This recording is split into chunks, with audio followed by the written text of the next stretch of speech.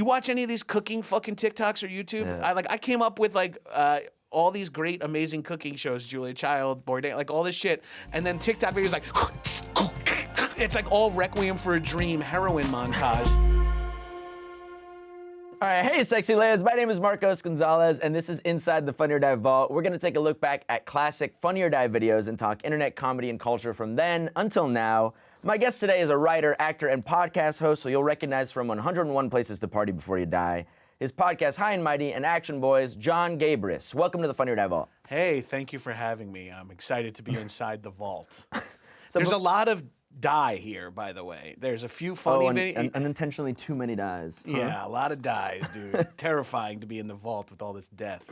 So before we jump into questions about your life and all that, let's talk about the video you chose, which was Gungan Style. So everybody at home who hasn't seen it or hasn't seen it in a while, the sketch begins sort of like a Star Wars themed parody of Psy's Gangnam Style, but it's Jar Jar Binks, of course, and it starts as like what you'd think would just be like a normal parody video. And then right as like Jar Jar Binks is about to hit that move, we sort of like pan out and see the writer of the video and his friend, and he's sort of explaining to him the edit of what he has so far. And that's what I get so far. So why are you doing this? Oh, you know, like Gangnam Style song's really popular and Star Wars stuff always does well online, so. Sorry, I meant more generally. Why are you doing this with your life? And see the writer of the video and his friend, and he's sort of explaining to him the edit of what he has so far. And the friend sort of starts asking him like really deep, hard-hitting questions like, why this? Like, what are you doing with your life? Which leads the writer down this really dark path. He dies. This is where it gets complicated. Okay, so he dies, then he wakes up, and he thinks he's had a dream that he's died, but he's actually in the hospital because he's still dead. Yeah, now he's dreaming that what Ryan Perez is saying is actually, you did a great job. This is like ultimate parody, whatever, topical parodies. And then it reveals that no, he was actually still, that was just like a last minute death dream. It's like a sketch inside a sketch inside a sketch inception type thing. And then he's dead, and then we see the funeral, and they're remembering him for being the ultimate parody god. And this is such a fun detail that they get like two more fun parody. Like they get a whole other comedy sketch in there, like a pitch, like just one item lower on the Google Doc is playing at like a memorial service for him in the Funny or Die conference room, which everyone recognizes. And no one is reacting, either sad or happy. It's such good direction that every single person is just sitting there kind of staring at the TV. And then at the end, the writer you're talking about, Weiger, is like a Force ghost nodding along. And it's my God, there's I so forgot many the Force fucking ghost part. layers. It's like... And it's like what's like Gatya is like somebody that I used to know, but it's some Batman that I used to know. Some Batman that I used to know, that's what it is. So we always start with the first question. Why did you choose this video? Okay, this video hits for me for a lot of reasons. I started doing comedy after college in 04, 05. So I've been in, that's, you know, a few years before digital sketch comedy started really popping off, before everyone started copying Derek Comedy and Lonely Island and Old English and all those people who were doing those kind of videos. And in New York, we didn't have Funny or Die. We had College Humor, but same shit, $100 to commit 14 hours of your day to help make content for 6 millionaires.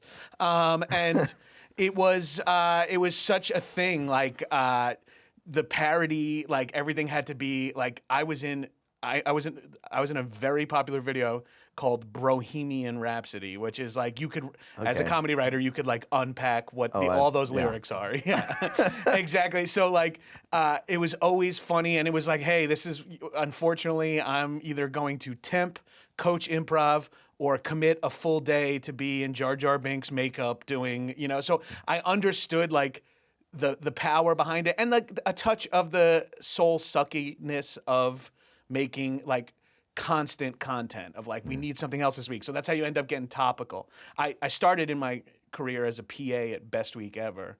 So like I had, that's like the TV version of topical comedy. Like you could, that's only 1 week topical. Then there was Late Night, which was 1 day topical. Then there ended up becoming these digital sketches. And now we're at the point where like, if you wait 6 hours to make something, like even Funny or Die and all these other quick making videos, like can't hang with like front-facing cameras and kids like that.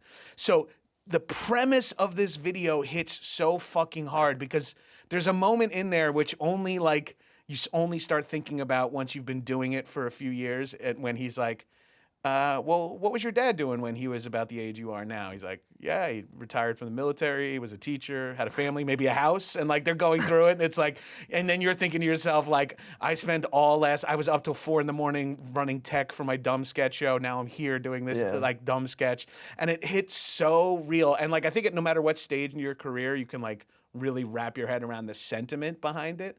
But then also every single dumb parody thing they do is a crisp, well-written, funny, well-made parody, which is, of course, what Funny or Die and these other sites did well, was put production value on dumb ideas, which ended like, you had Marion Cotillard had forehead titties was like a big popular video, that is an insane conceit, but like that's so fucking exciting that like we can make something like that. And the people at Funny or Die, the directors, all the talented production people would make it look like a great 4-minute short film. So this video came out in 2012. I know you were doing comedy then, but when did like that sort of start for you? Like, oh, I'm gonna become a comedian, or how did that sort of like materialize? Probably in college, I did improv and short form, improv and sketch and short videos with a group of people like through the theater department, like and so like a classic college comedy group situation. And then heard about UCB and took my first class in 2003. The summer I was home, in between my junior and senior year, and then after that, I was like, when I graduate college, I'm getting a job in New York City at VH1 because I was like, I wanted to work that's where 3 guys from my college comedy group. Eventually, like 10 of us from my college comedy group will have worked at VH1 because one guy stayed there long enough and kept climbing the ranks and just kept pulling like. So we all got internships there. Like if you needed amazing. a TV internship, so you'd be like, I need an internship. He'd be like, well, call Baumgartner. He'll get you hired at VH1. And so then I became an intern at VH1, and then that's like a pipeline to becoming a PA because if you're willing to work for $100 a day for 14 hours, this was 2005, so $100 a day was like 108 now. So it was kind of a big deal. And like taking classes, doing shows, being a PA all day long, transcribing very funny comedians' jokes, Paul Scheer, Rob Hubel, wishing I was them, taking classes with the aforementioned people. So that was kind of like my comedy grad school, taking UCB classes, seeing a bunch of shows, doing a bunch of shows, working at Best Week Ever around a bunch of comedy people. And then from there, I just did, the 20-year-long grind that gets you here in the vault, like I'm at the top of my fucking game now. So I'm really curious because like you started in like 2003, so you kind of started coming up through UCB around the time like videos kind of started becoming more of a thing. Yeah. What was that like shift like from like, okay, we're just doing live stuff, everything's for people and like in person, and now we're sort of getting onto the internet. What was that sort of shift like? Yeah, it always felt like, we should make one video for our sketch show to break up the live sketches. Like that's how much it has changed in 20 years. Because at the time it was like, that's the cool. And then that video is just to air live at a theater, which makes no sense because there wasn't really hosting yet in any way of understanding. I do remember Old English, which was the Bard college sketch comedy group, which has such now famous members like Bob Raphael, whatever the dude's name is, who does BoJack, and Adam Conover, who ruins everything. Those Bard had a sketch group called Old English, and they were the only in like 2002 or 2003 at college. I watched their videos in like giant QuickTime windows on the oldenglish.com website. No one I had seen had done that yet at this point. And it must have been the most old-fashioned, most bandwidthy way to do it because it wasn't like, and it was just like, it was wild to see. And I'm like, oh, this is so cool. And around that time, we had E-Bound's World and like these kind of like, like there's a guy who falls off a diving board and breaks his neck and you're like laughing at it. But when I was at UCB, no one was thinking of making videos. Then there's always been like, the head leads the rest of the body. Somebody made like Adam Pally, Dan Greger, and Doug Mann, 3 very successful people now. They made like a pilot presentation on their own they wrote a script and then made like a 7-minute video that like sizzled the idea and it got bought. And then everyone was like, fuck, that's what you're supposed to do. And then everyone starts doing that. Literally everybody's making fucking, and then no one else gets bought because that was, lightning in a bottle with those guys. Then at the same time at our theater is Derek Comedy, Dom Durkis, DC Pearson, and Childish Gambino. We knew him as Donald then. Those three guys start making videos on YouTube with a director named Dan Ekman, and their videos become super popular, and they're getting like kind of like money and some fame from it. And then all of a sudden, everyone at UCB is like, well, we should start making like YouTube sketches. Like everyone's just like, I have no original ideas. Let me just copy. And everyone's like, fuck improv. We got to make YouTube sketches. So then so many people started doing that. And then all of a sudden, these like video sites started popping up. College Humor shifted from like a bunch of articles and photos of like hard nipple girls in tank tops. They transitioned from that to like parody sketches and the Hardly Workings, and then Funny or Die starts popping off like just dragging a fucking fishnet through UCB LA and plopping like all the most talented people willing to work for minimal money in one room. And it's like, you get to make sketches. And everyone's like, fuck yeah, the dream. And like so many of those talented people are friends of mine, Appel, Kula, Fernie, like all these people started over there. And it was just kind of an exciting time, It's like if you made a documentary about it, this is where we'd be like, we didn't know what we were doing at the time, man, but we were trying fucking hard. These people gave a shit. Did we have money? No. Did we all live in apartments? Yes. Did we put every last drop of sweat and blood into a SpawnCon video for Chevron? Yeah. And were you part of this sort of like the bandwagon that was trying to do sizzles or trying to make videos? Like, did you have one where you were like, yo, this is my idea, let's make this shit? No, I've always been like a stupid fucking like I'm behind the scenes. I'm not. Yeah, I guess I'm technically behind, but I'm behind the times always. Okay. Like I've never been on the cusp of anything intelligently. I'm always just like, nah, dude, no one's going on Instagram. Like I like just say shit. Like I always make the wrong choice.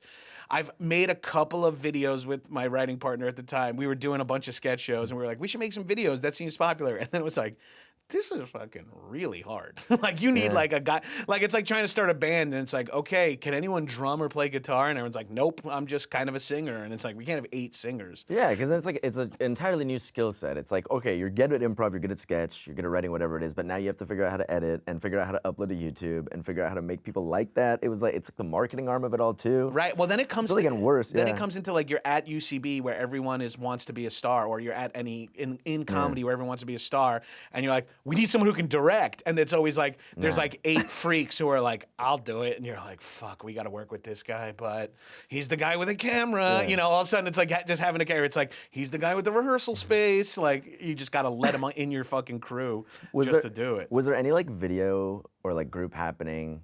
I guess like any major video that you could have been a part of that you were like almost there, like they presented something to you and you were like, nah, fuck that, I don't want to do it, and then ended up popping off and you were like, god damn it. No, not really.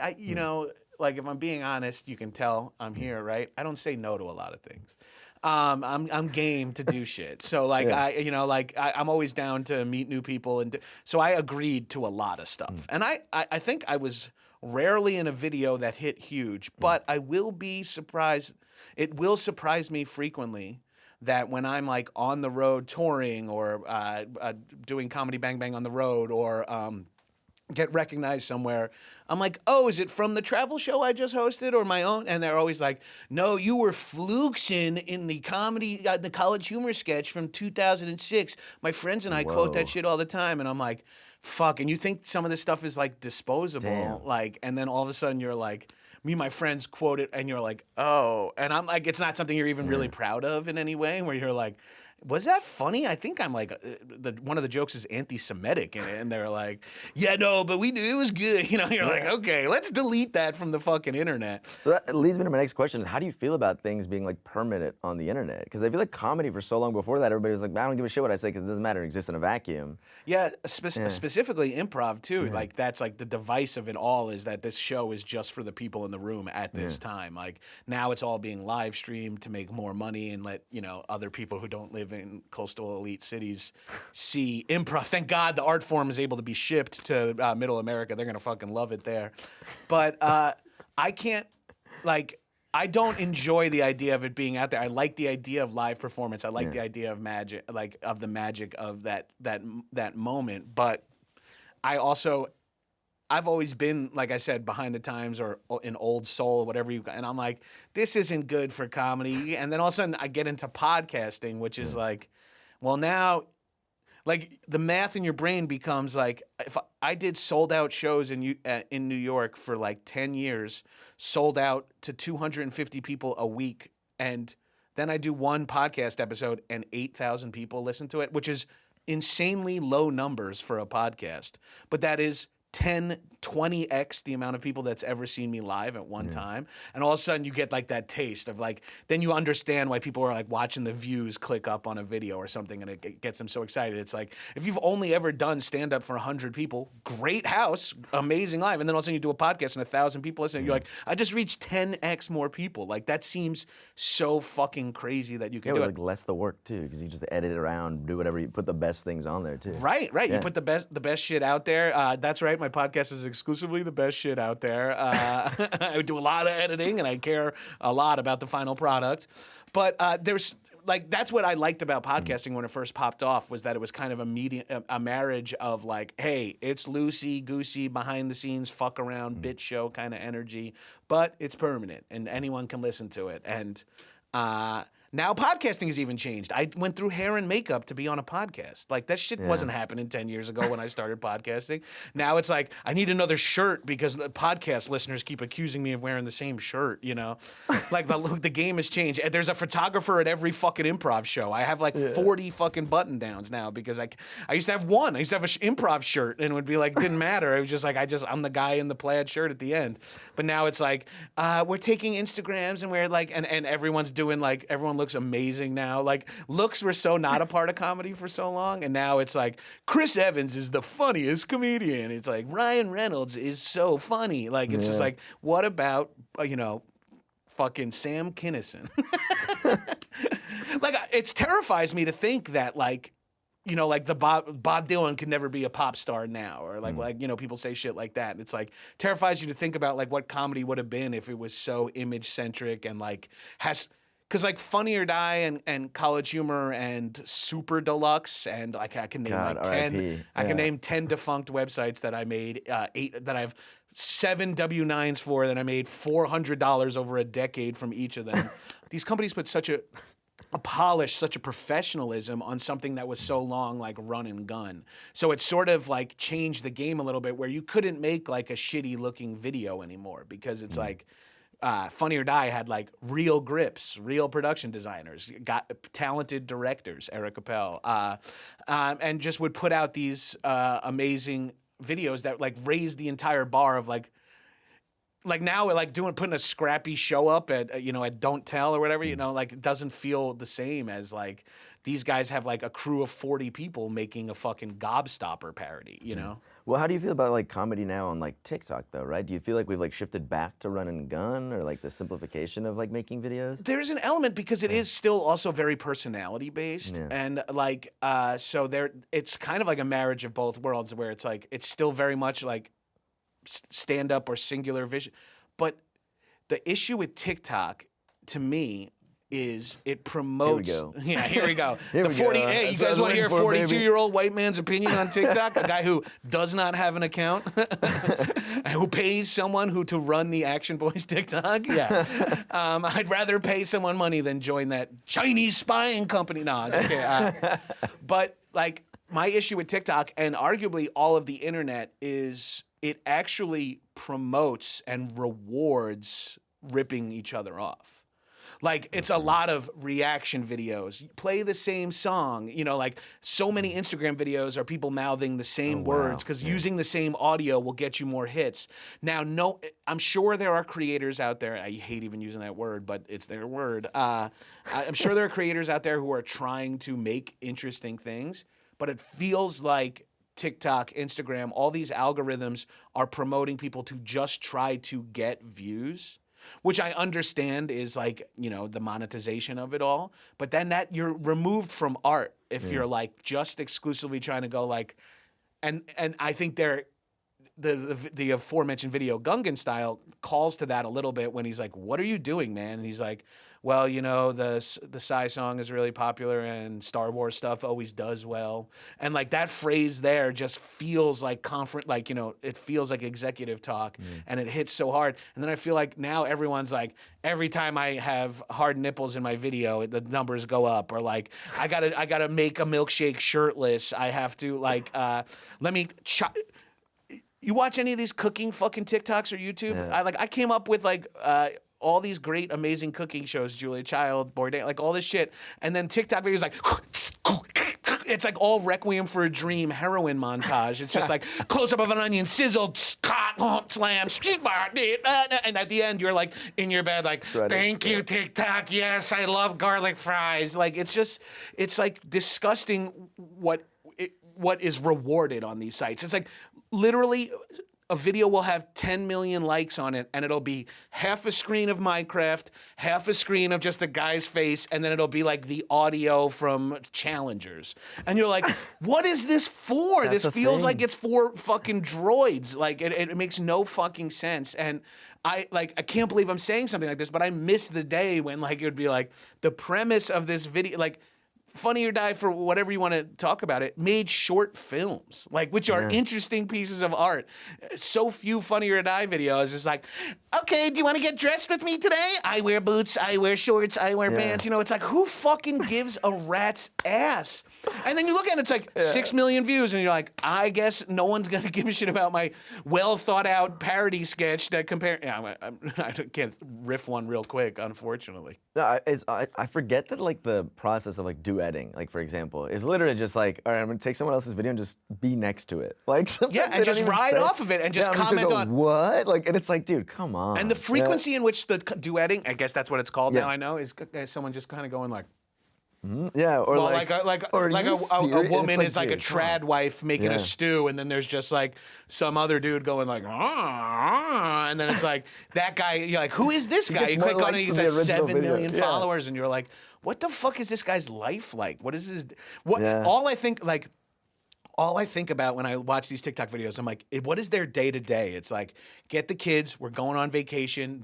I need them to say something fucking weird. I need them to say something pro Kamala. I need them to like get on the slide. I need to do the slide. I need to edit the two of us doing the slide. Like, it's all this humiliating shit where like it really removed the fucking art, like the nuance. There's no writers anymore, right? It's just like, I write my own stuff. And by write my own stuff, I mean edit it after the fact, after I screamed it into my phone. There's like, and this is all old man yelling. I know if you're watching this, you're probably also an old person. But if like, it feels like the wrong path for art. Like it feels like we're eating its own tail to the point where like, what the fuck would be, like what are super popular TikToks? It doesn't matter. Nothing stays in the, like a Funny or Die video could live on for like, you know, it could be like, you know, The Landlord or whatever, the OG video with Pearl.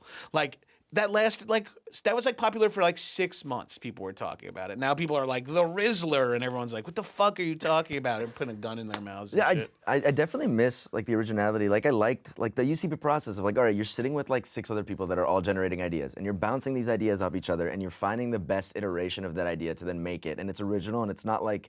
And I've worked on the other side, like I've worked in ads and stuff like that, and like trend chasing is a thing. That's like the verbiage they use. Like they want you to find the trend, chase it immediately, and then make something that is either almost identical or like parallel to it for the sake of just viewership. And like to me, like, all right, you gotta get paid, gotta pay the bills and shit like that. But it's like, it does suck that like you haven't like, you're not really doing anything new. It just sucks that that's what's financially rewarded, right? Like it's like, unfortunately, that's the only way. If the only way to make money is to make SpawnCon for Michelin tires via Funny or Die, and like watches, you know, the $1 million that Michelin pays gets trickled down all the way to everyone working on the set, like if that's the only way to make money, that's one thing. And then like now it feels like I have to monetize my TikTok and I have to keep the views up and all these things that aren't, they're not rewarding creativity. They're like rewarding like consistency or chasing these trends, riding these waves, which is just kind of like upsetting. And I think that's why people like Connor O'Malley or someone like that, who's just doing like whatever the fuck they want to do, manages to pierce through all of this shit because you're just like, this person has a comedic voice, whether it's for you or not, and I'm assuming it's polarizing if you've ever watched Connor's stuff, and it feels like that. He's using the medium of the front-facing video, the day in the life of POV type videos, but he's doing it in a way that is so originally his, and I'm like, it's like watching that is like inspirational, where you're like, yes, you see where the world is going, but you're not fully bought into like the stupid world. Like it's like you're talking about, like if you and 5 of your funniest friends were like, let's put on a show, and one guy kept being like, oh, dude, we gotta do Succession parody. People love Succession. It'd be like, no, let's just keep talking about like what's funny. He's like, oh, okay, maybe Roman is he's actually Roman and he's got a toga on, and it's like, no, and he's like, what about like Logan raps back, and it's like a rap battle between Logan and Kendall, and you're like, what the fuck, man? Shut up. We can come up with anything we want. It's like, but Succession does numbers. Succession does boku numbers, man. It's like, this is like fucking humbling. We don't want like, and these sites and started all that shit, and then, you know, just as much as this, like the viewers felt, you know, people would say shit like, did you see the parody of blank? And then all of a sudden, like college, I used to make the joke when I worked at College Humor all the time. I would be like, College Humor would just be like, topical thing, retro thing that already does good on the website, and smash it together. It would be like, Game of Thrones is Tetris, and it would just be like 1.9 million views. You'd be like, it's barely, I don't even fucking understand how anything. It's like, yeah, Eddard Stark is the T, and he gets his head cut off, and you're like, I don't fucking care. Do you feel like pressure, you know, from like just the state of comedy now, or even like your reps to be like, hey, look, I know you don't have a TikTok, but you gotta make one, or like you gotta find a way. And I know it's hard because I know you do a lot of improv too, and like with stand-up, it's like, yeah, you could just cut a clip and throw it in, which I know it's harder than that, but it's like, you know, there's like a built-in content factory if you are a stand-up. Like you're able to go like, I'll pull a minute from every night I do, and I can have new shit up all the time.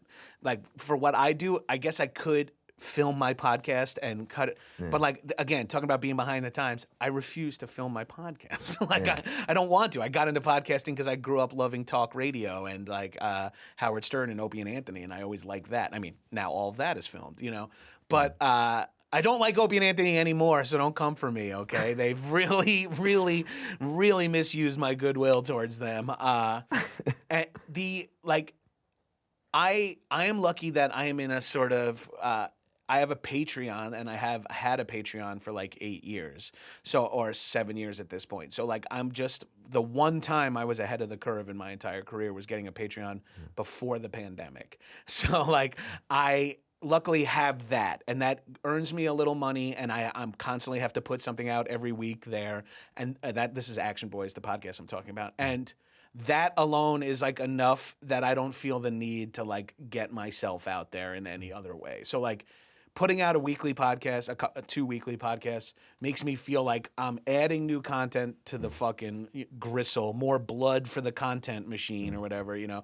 Pour my fucking heart and soul into this, grind it up, make $100 from Athletic Greens, and, you know, go home and kiss my wife. And like, so I don't feel the need to do that. Like every once in a while, like I have this conversation with all the other 40-something-year-old comedy people who haven't fully blown up or have not fully just gotten a grad degree in like social work and actually started adding value to society. For the other 40-year-old comics who are still struggling, we're always just like I've had this conversation with a handful of people who are like, I bet you I could be 15% more successful if I did these X things, but I think I'd rather just be at 85% of my potential than, like, I think I'd rather just be less successful than having to do TikToks all the time. Because I feel like I would eventually get into like, look at this bitch making chicken parm or whatever, you know, and I'd be like, the fuck have I become, you know? I don't know, dude. That's like 1.5 million views. Just listening to it now. Just saying that's bitch. A lot of, just say like, God. The cooking videos have gotten crazy. There's this one girl that I saw that just got, she just got a sponsorship with like a Chanel bag or something like that, because she makes things from scratch for her family, but like things that you don't need to make from scratch, like Coca-Cola. Like she's like, I'm gonna make Coca-Cola from scratch today. And everybody's like, dear God, let's watch this shit. And then for some reason, this company was like, what if she does her entire video, but it's like a bag, and when she puts the bag in the oven, it comes out like our bag. And they did that, and it made rounds. And I was like, I don't understand. Is that how that works? That's not Yeah. even cooking. And now now everyone is forwarding around Yeah. and reposting a commercial. Yeah. Like, and I loved It's commercials all, growing yeah. up. I memorized jingles growing up and all that shit. But imagine being like such a fan. You're like, I gotta put this commercial. Like, oh, have you seen this commercial someone else made? Look at this ad that my favorite creator made. And it's Yeah. like really kind of like, there's TikTok's- something gross about it. TikTok's like secret commercials now. Like you'll be scrolling through your feed and it'll be like a normal person's account and they'll just be talking and at the end they'll say something and then when you're like, oh, I'm gonna look at the comments, it's like, oh, sponsored by, and then it's like, oh, you can't even comment on it because it is now the company's profile. Right, Like it's- it's somehow tethered in some way or another. I don't understand that at all. And the other version of that I've seen is the Rocket Money stand-up Oh, ads. God, that That's makes like me the wanna most die. fucked up shit ever. That makes me want to die, dude. They're like, Yeah, the they're people are fake. like, I checked my account. Yeah. Turns out I got 2 Netflix. Yeah. Huh? Anyone else? You know Anyone how else? much money I save a year? $200. Yeah, and then it's just like Rocket Money, and I'm like, Whoa! He starts okay. spinning the mic. I hate it, dude. That's an absolute fucking nightmare. Yeah. Okay, so with podcasting, because like we haven't had a guest that's like so prevalent in the podcast world. What is that like for you? Like creating content for that as opposed to doing like live performance with people and like seeing people and like working off the sort of crowd interaction. Yeah, well, as I've been in the comedy game for so long, and I'm assuming after you know you've been doing it for a long time too, you care less and less about the audience. You know what I Yeah. mean? Like we're not care less about them, but you care less about how they feel about you. Like you're like, actually that was funny. These people were off tonight, or you're like, I don't need them to laugh for me to be happy with what I'm putting out on stage. But when you're podcasting, I like the idea of the removal. I mean, I love doing live podcasts too, but I like the removal of the audience. And then it's just like a chat. And then it's like, for me, I started High and Mighty so I could talk to my friends about things it's the most self-serving podcast ever. There's no real premise. I just have friends pick a topic that we both want to talk about and then come on and talk about it. And it's like the most hack bullshit ever. But for me, I get to have a 60-minute conversation every week with a comic that I'm either friends with or a new person that's coming up that I met at a variety show. And I'm like, hell, you're fucking hysterical. You want to come on my podcast? I have a modicum of listeners, but it is of value to you to get your name. Like there's like that weird podcast economy of like, oh, I should have so-and-so on. I can help them. They can help me. Like, and there's kind of something fun there. So I've always dug that. Like I didn't even know about podcasting until I moved out here. So that video came out in 2012. I moved here to LA in 2012. And podcasting was not really happening in New York. This American Life and Comedy Bang Bang were the only podcasts I knew to listen to. Yeah. Very opposite ends of a spectrum there. And when I came out here, someone recommended Neil Campbell recommended me to Scott Ackerman. He's like, Scott's like, are there any new funny UCB people out here? And he's like, you should have Gabrus on. And I did Comedy Bang Bang, and then I would eventually go on to do like, I don't know, I think I've done like 60 episodes, 30 episodes of a scripted spin-off series. I did so much Comedy Bang Bang. Toured England with them. I've toured America with them. And it's been a fucking blast. And I didn't even know about podcasting until I got there. So Comedy Bang Bang introduced me to podcasts. People are like, you should have your own podcast. All of a sudden, I have my own podcast.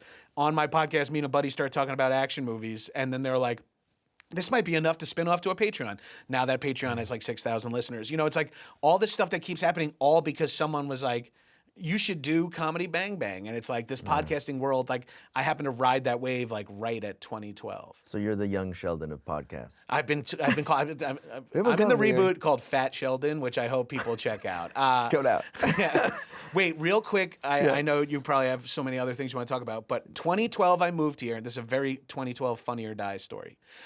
They were doing a segment for Good Morning America or something, and Al Roker was going to do a bit with the Funny or Die staff of like people pitching him Al Roker based sketches. Yeah. And this was like a fake sketch within but my friend at the time, and I'll just keep name dropping everyone because it's Funny or Die, it's fun. My friend at the time, Jason Cardin, was a producer at Funny or Die, and he's like, my buddy, they wanted to do a bit where someone would be naked in the writer's room. Someone would be sitting there nude pitching ideas to Al Roker. And my buddy Cardin is like, a friend of mine just moved here who would be down to be naked for the sketch. So then I show up. I am new to LA. I am a big dog at UCB New York, but no one in LA knows who I am. And in this room is like the original writing staff of Funny or Die, like LP, Aaron Gibson, Alex Fernie, like all these people who I do not know and they do not know me. And I come in fully nude, tuck my dick between my legs, cross my legs, and hold a script. And no one even knows I'm a comedian. They think I'm like a weird like nude model for like art projects or some shit. And Roker comes in, and obviously they have like a premise to the bit that they want to do, but I am funny and they don't know that. So I'm riffing with everybody. And I'm sorry, everyone who is there. I'm funnier than most of the people in that room. And I'm like I'm killing. And everyone's like, who the fuck? And I'm like, they were all so turned off by me being naked to begin with. And then when I start being funny, and everyone in the room, I felt palpable anger towards me. And I was like, oh shit, I'm not going to enjoy LA. I thought this would be like, and then eventually, I would say 75% of the people in that room I have since become, if not good friends with, have at least worked with multiple times. What was Al Roker doing in all of this? Just standing in front of your naked body? He sat down and he would just be like, whoa, whoa. Like he was doing a lot of that like gay panic comedy reaction stuff where you're like, whoa, excuse me, buddy. Whoa, sorry. Hey, is that seat nasty or whatever? You know, like a bunch of shit like that. And I'm just like sitting there and like, I'm like, hey, thanks for having me. You know, I think I got paid like $40 or $70, whatever. That's insane, humbling to amount. be naked? That's pretty great. Well, luckily I put that right in escrow and now it's $46. I'm ready to pull that shit out and buy one coffee here in Hollywood. So this parlays perfectly into like the acting side of your life. Yeah. Like I think I went on IMDb. You had like 86 acting credits at this point in your life. I have been working steadily for 20 years, but have never really crossed over into that like now you just make money and people know who you are level of fame. But like I've always. And I think it's like almost a point of pride. I am like blue collar in the most bougie, like lame, cartoonish, soft job ever. I have like a blue collar resume where it's like this dude has hosted 40 shows that sucked, and like he's had one line in 100 things. You know what I mean? You were about to say blue collar comedy tour, and you caught yourself. Didn't you? Yeah. I was like, if I'm on the blue collar comedy. God damn it! If you are on the Funny or Die Vault podcast, you might be a sketch comedian from the early aughts. So then, question: you've had all these experiences. Do you have like a favorite like act experience, favorite moment, or like favorite interaction with another actor in a scene or something? Or what's your worst as well? Ooh, okay. Yeah. That's really interesting. Okay, so I was in a movie called Bombshell, which starred Charlize Theron pretending to be. That's what they say in Hollywood, Yeah. right? It's all Arnold pretending. Schwarzenegger pretending to be Conan. She was playing, that's the acting term, I'm successful. She was playing Megyn Kelly, and it was about like the Fox News, sort of like all the shit that was happening over there at the time. I played a sound guy, which, you know, I've got sound guy face. Where is he at? Yeah, see? Like, yeah, big beard, you know, kind of like schlubby, carabiners, cargo shorts, the usual crew guy stuff. I played the sound guy, and I had to put a mic on Charlize Theron. Now, that is sound. It is an intimate procedure, and so the director was. Is this best or worst? I think this is well. You know what? It's a coin toss. Okay, good. Okay. It actually is probably. It was a very cool experience, but maybe the worst because I'm supposed to start this scene by putting a mic on Charlize, then go back to stand behind the camera, and she's about to like. Clap back at Donald Trump, who's been shit talking her while she was on vacation with her family. And she like looks out to the crowd and I go, "We love you, Megan," in like an emotional way. And she locks eyes with me and then she's supposed to tear up. So I have these like two insanely intimate moments with Charlize Theron. I'm working one day on this movie, like a half day. Jay Roach is the director. I go over to her and I'm like, all right, so I'm gonna start putting, and I like just go like this, like near the microphone, and then like walk off. And he comes over, he's like, look, it's not reading on camera. He's like, and Jay's like, these sound guys, they fucking get in there, man. They're grabbing shit. You got it. And I'm like, okay. So now I'm like, go up to Charlize Theron and be like, hi, I'm gonna have to touch the fake mic that's on your body right now. And she's like, yeah, whatever. So I'm going for it, whatever. Go over there, have all these takes with her where I'm like, we got you, Megan. And she's like locked eyes with me off camera as her eyes tear up. And I'm like, she's got like mini prosthetics on to look like Megyn Kelly. It is so emotionally charged. I go back over to there in between takes while she's getting touched up.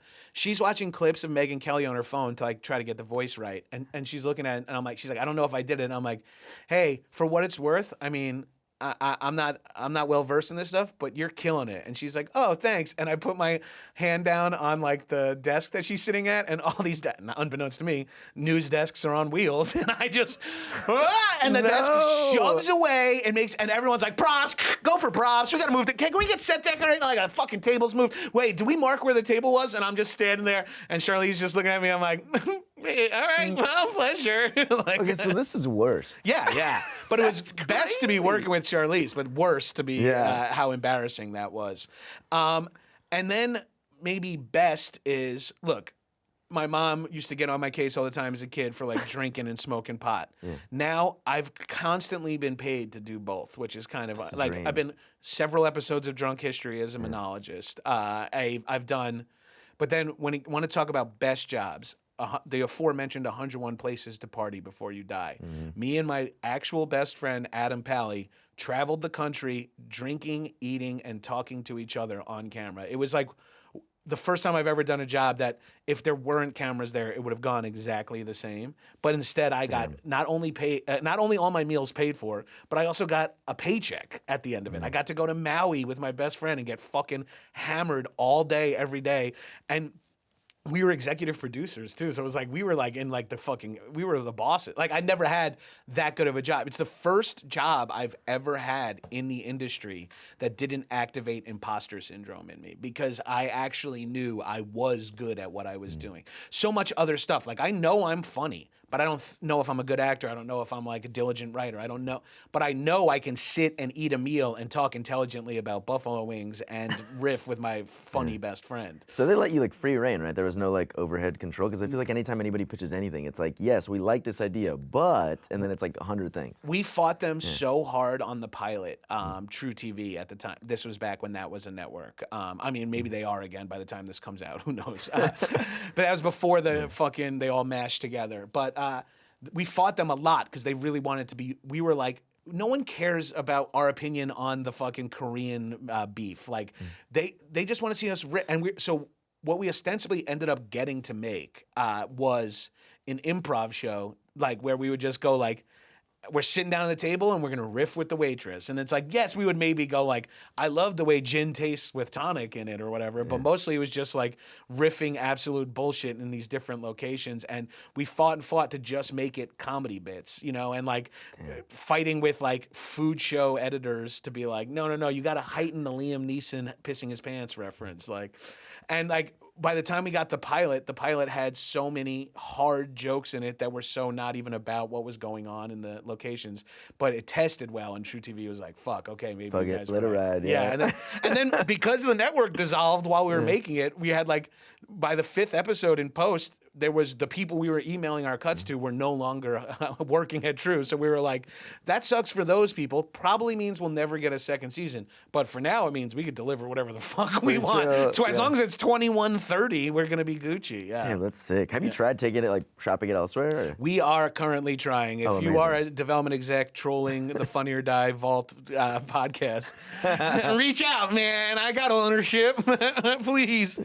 Very curious, just because you said you were a monologist on Drunk History, because we had Derek on here. Oh, fuck and so, yeah, we've seen it from the creator side, but I just want to know what the experience like was for you, being like, you know, a guest that was coming in. Like, were you just like, yo, I'm gonna black out. I don't care what anybody says. Like, what was the vibe? It was a dream come true as someone who has spent like from the age of 14 on getting wasted and talking at length about bullshit. Like I've always done that. But the way I always described getting invited to do Drunk History was like, you're being invited to a party and a book report at the same time. And it's like, you're like, you get that like nauseous like feeling of like, okay, I have to drink a shit ton of tequila later. And it's like, and I also have to remember all the key points in Ida Tarbell's life. And then you're like, it was such a blend of two different skill sets. And I would say all 3 times I did it, I drank Casamigos and soda with a splash of juice, like whether it was pineapple or, you know, I'd switch it up. and all 3 times I've finished a bottle of Casamigos to the dome. Jesus. And I would always make it through like it was a problem. I would always make it through like a fair amount of the story, okay, and then it would slowly fall apart.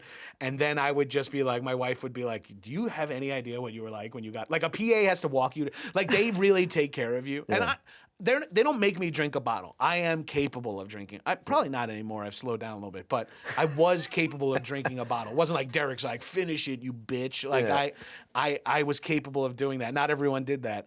And I would just, and then you get into like your head about you're drunk. You're like, he's like, "We got it," and you're like, "No, you didn't, man. I'm not funny, am I?" And he like, I was like, the amount of nights Derek must spend with someone going like, "Am I even funny, man?" And like, "Yeah, I don't think I got it." And it's like, "No, trust us. We've done the show before. We got it." Like, and it was always very exciting, but also kind of like truly, it's like, I'm doing drunk history tonight. Shit, what do I eat for lunch so I'm not like nauseous later?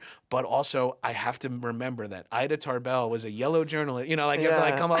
And it's like the amount of shit you have to like. The fact that Ida Tarbell's name is in my head is because it was my first project from my first drunk history monologue. So I now know so much about her. First female muckraker. Look her up. The chick's got fucking bona fides. Bona fides. That's the way you talk about famous females in history. Could you feel yourself like kind of dwindling as you're doing? Like, could you feel the sort of it's drunk like creeping up flowers on for you? Algernon. Like you can just start telling, no. like as you're like, and I don't, and they know that they're so good at making the show that they don't tell you to do like, "Hi, I'm Marcos, and I'm going to be talking about World War I," until after you've done it a few times and are like once they got you drunk, they have you do the intros. So then like they keep tweaking the words on you just to make you get like into like stumbly. You're like, "And I'm Jon Gabrus," and like at one point I'm like cheersing the camera. I'm like, "God bless," or whatever, and my shirt is like completely open and my gut is hanging out, and I'm like, in one video I did, I forget which one it was, but I keep burping. It might have been the Ida Tarbell one, but I keep burping. And the actress Shannon Woodward is mouthing my dialogue, but also mouthing all the burps like on set. Oh, so like, no. and like then I'm watching the final cut, and I'm picturing them on set being like, "How much did this fucking guy burp?" It's like, "Yeah, sorry, You're ripping them, dog. That's a lot of soda water, man. It's a lot of topo." Okay, so before we wrap up, we do sort of lightning question round. Fuck yeah. It's just gonna be like 1 to 3 word answers, so we'll keep it quick. Yeah, you just saw me. I'm not verbose or anything, so we should be okay. Least favorite job you've ever had? Oh, dressing up as the guy from Balls of Fury and taking photos with people at bars and handing out little ping pong paddles that said Balls of Fury.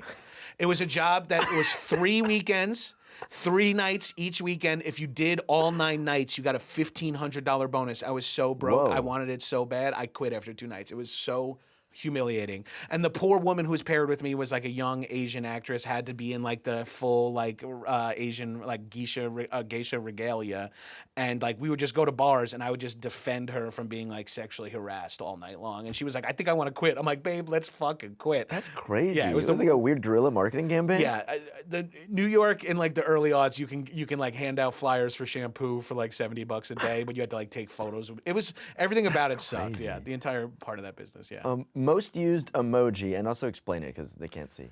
Oh right. My most used emoji is probably the shaka. You know, not the shocker, but the shaka. chill Because version. it's just like kind of like I started doing this like kind of ironically when I started doing like scuba diving and surfing, because like the instructors would kind of do it and I'd be like, "Oh, that's kind of fun." And then now all of a sudden I do it like it's fully just a part of my personality. Like I take photos with people at meet and greets and I'm like, and they're like, this big fucking white Howley is like, yeah. But yeah, the shaka. Current favorite TV show? Oh, fuck. Good question. I just finished, it's not current right now, but I just finished Scavenger's Reign, and it was fucking awesome. Hell yeah, dude. The vibe, I've never seen such good bio sci-fi. It was so I awesome. binged that in one day when it was on HBO, and then when they canned it, I got so mad, and I'm so happy Netflix picked it up, and I watched it twice through just to get the Just to numbers up. juice it at up? Netflix. Yeah. I was like, bro, I need another season. I watched it on a plane on edibles, and I made it through like 5 unbroken hours on my iPad. I would not like. It's so good, and it's so dark. It's touching and dark at the same time. It's so fucking good. Guilty pleasure TV show. Ooh, okay. I don't consider them guilty, but like I know that they're not great. I love like dad TV. I don't watch Yellowstone or anything like that, but all other dad TV, all other Tyler Sheridan projects I watch. Like I love Bosch. I love Mayor of Kingstown. I love like anything that is just like this is clearly for like old men because the vibes are right. Like that's right in my wheelhouse. Yeah. Okay, first celeb crush. Ooh, fuck. Is it God, if I have to be honest with you guys, it's either Megan Mullally or Jenny McCarthy. Those are two opposite ends of the spectrum, I understand. As a matter of fact, for a while, I talked to my therapist about this, like all of my crushes were like gay icons. Like I'm like, does that mean that I'm just so slightly off the Kinsey scale of hetero where I'm like, oh, I was in love with Peg Bundy, Karen from Will and Grace, Cher, Madonna, like all these women that gay men all adored. Yeah. I wanted to fuck. So like that was like the one slight tweak from these gay dudes. Yeah. Last movie that made you cry. Fuck, I cry at so many fucking movies. But recently there was a movie that I wasn't even liking, and I started crying at the. Oh, I choked up in. I did like it, but it wasn't emotional. But I choked up in Bad Boys 4. I cried in Bad Boys 3 for sure, and then I choked up in Bad Boys 4, which I just watched 2 nights ago. I'm sure it's got a different name than Bad Boys. It's Bad Boys for Life. No, 3 was Forever? for life. Is it Forever? It should have been Forever, yeah. No, it's Ride or Die, yeah. They shot themselves in the foot calling the third one Bad Boys for Life. Yeah. Like, they called the third one for life? Yeah. What? I guess they didn't know it was going to pop off. Should have been Bad Boys 3 ever, no? Yeah, dude. Easy. Come on. They can retrofit that. They can fix it. Best fast food restaurant and what's your order? Taco Bell. Cheesy Gordita Crunch. Next. Damn, hell yeah, dog. If you could meet any comedian, dead or alive. Oh, fuck. This is hard. This is hard because I have a lot of favorites. But alive, oof, maybe it's Eddie Murphy. But dead, it might be, and I'm not even like a comedy historian guy, but it might be Lenny Bruce because we went to the same high school. Whoa, in Long Island, right? Yeah, on Long Island. Crazy. W.C. Mepham in Belmore. Yeah, so that, and I never knew about that when I was going there and became, like, it wasn't until someone said, yo, did you know you're on the notable alumni for Mepham? And of course, is like an ego freak. I gotta go look that up on Wikipedia. Yeah. And I'm like, whoa, Lenny Bruce too? And then in one of the episodes, my wife was watching, this is like Marvelous Miss Maisel. Would it have been anti-Semitic if I said the original name when I was going to say Marvelous Miss Mitzvah was what I thought was what I was going to pitch, and I'm like, that can't be it. That is so Jewish, and I'm like, but she has an episode where she meets Lenny Bruce, and he says, and he's in jail or something, yeah, and he name drops my high school. Really? He goes, maths aren't that important at Mepham, and he says it the way no one else does, like so the guy clearly pronounced it wrong. But I'm like, they name dropped my high school in the Marvelous Miss Maisel, so that's kind of weird. My high school's not known for anything except for the Marvelous Miss Mitzvah. From that shout out and an insane hazing thing that blew up the football team a couple years after I graduated. Okay. Won't talk more about that on camera. All-time favorite comedy movie? Fuck. I have to say it's probably Step Brothers. When I first saw that movie in the theater, I had to squeeze my dick because I was pissing in myself a little bit. Like, I could not stop. It happened to me in Anchorman 2. Like, not to, Anchorman 2 or Anchorman 2? It happened to me at Anchorman also. Okay. In the first Anchorman, when they do the big weatherman fight, the big anchor fight, I was laughing so hard that there was like younger kids in front of me, and they were like, this F slur won't stop laughing. And I'm like, I grabbed 2 kids by their shoulder. They must have been like 13, and I was like in high school or college, and I grabbed them by their shoulders and went, I will kick all of your asses. I said that to kids because I was just so fucking happy, and they like yucked my yum a little bit, and I lost my mind. That fight sequence is one of the best. Oh, is it hack that I'm on fucking McKay and Ferrell trickle down? I'm going, my favorites, but those guys were my favorites for a long time. Yeah, they were great. All those movies were like classics. Dude. I watched Talladega Nights like 2 days ago. Oh, it's still fucking It's still good, dude. They're all still good. Like Running from Pretend Fire is genius. Drake or Kendrick? Oh, Kendrick. Okay, good. Just making sure. Animation or live action? I gotta go live action. Sorry, although I watch a shit ton of animation anime. Yeah. If there was a biopic and you were cast in it, who would you be if you were the main character? I can't imagine Jack Black gets a biopic in his lifetime, and I'm completely amusical. But I could probably come across as They Jack could dub Black. the voice. Yeah, People yeah. dub the voice all the time, dude. Zac Efron didn't Shebang! sing You know, anything just in- do like all the fucking, maybe him, or probably I could probably play some like Greek Greek leader who like dies of fucking like gluttony or something like that. Like I could be some like vomitorium guy fucking like a group of men and then like barfing while after I eat a bunch of lamb. This is your pitch, dog. You gotta Hey, do it. come on, please, Hollywood. You heard it here. Come Let me on. play Dionysus. Let me play Bacchus. Come on. The Bacchus biopic. It's so fucking embarrassing. Oh, I could play like an offensive lineman who got a DUI or something. There like we go. that. There we go. Yeah. A hard pivot there. Greek god or DUI lineman. Favorite social media platform from any time period? Ooh, Jesus. Okay, I don't know. Probably Tumblr and mostly for like hipster porn. It was pretty prevalent there for Yeah. a while. You get to see like beautiful women with tattoos and no shirts on. Yeah. Favorite website that no longer exists? Ooh, fuck. Oh man. Websites. This can get me started on a whole rant. I miss fucking websites. Now there's only like 4 that you go to. But back in the day, I'd had all these websites I was such a big fan of. But I'll probably have to go, and it might even still exist. eBaum's World, I like lived off of like forever, and I think it still lives. So maybe there was also another website called FenslerFilms.com that was hugely popular in like for me in 04 because it housed all the G.I. Joe. Do you remember those G.I. Joe closing parodies where it'd be like the more you know Oh kind my of things, God. but it was like parodies. And I'm like, give him the stick, don't give him the stick, and they would just like redub these G.I. dubbed Joe. over ones, yeah. It was like the funniest fucking. And I the thought that washing was like machine, ubiquitous, and everyone knew that. Yeah, exactly. Pork chop sandwiches. Yeah, pork chop. I thought everyone was gonna know what they were, and then I was at a bachelor party, and we were all fucking tripping, and I was like, "Have you guys ever seen?" They were like, "No." I'm like, "Let me," and I put it on the screen, and everyone was like, there was like a YouTube can't. comp of just all of them back to back, and I was just like, "Leave it on!" Like I was dying. It was fucking. That's great. my worst nightmare. Is I do that at every party when I'm drunk or I'm tripping on anything. I'm like, you guys gotta watch this video I watched in 6th grade. Check it out. Yeah, Nobody yeah. likes it. And it's not as Sipping good on as you cups, thought. What was it? Sipping on cups or tripping on? Remember that? Sipping on lizard? cups, yeah, sipping on That one cups, still walking in hits. there, just drinking out of them. What do you call them? Mr. Cups. Walkway, Mr. Walk Down Me. That one still hits. Yeah. That one hits exactly the way it hit when I was a kid. See, that's so funny. When you said when I was a kid, I saw that video for the first time in like 07 when I visited LA to do my sketch show out here. Were you a kid in 07? Probably. I was, how old was I? I was 13. Oh, okay, yeah. Yeah. That's a kid. That's not that bad. I That's a was kid. Trust me, that's what the fucking government keeps telling me. Yeah. Okay.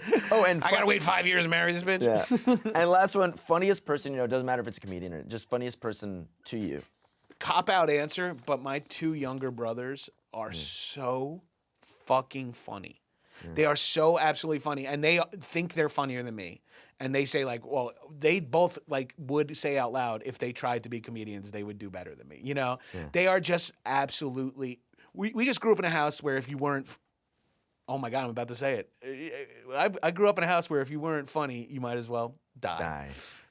Like it was like you had to be funny or fucking die. Truly. That's so before we wrap up, just any plugs? Yeah, sure. I'm at Gabrus on all social media. Check out High and Mighty. And my podcast, I also have podcast Action Boys, which is behind a paywall, a project I'm very proud of. But we have free episodes at free.actionboys.biz. That'll be in the show notes, right, producers? And then check out 101 Places to Party Before You Die. Currently still on Max, but no telling what the future of streaming holds. Could be a tax, right? And it didn't cost that much, so I don't think fucking Zaslav can pocket $80 by fucking taking us down. So I think we'll be okay. All right, well, thank you to Jon Gabrus for joining us. Please remember to rate, review, and subscribe. Follow us for more content like this at Funny or Die. And a final question for my guest, one-word answer. Internet good or bad? Bad. Thank you so much. We'll see you soon.